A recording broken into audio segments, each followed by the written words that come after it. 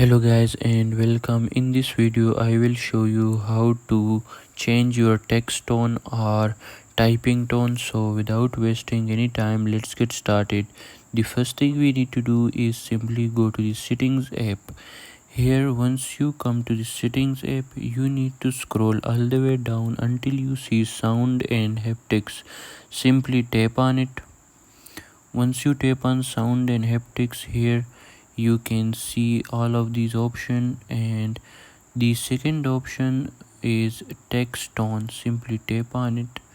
Here you can simply change the tone like to antic, cheers, droplet, etc.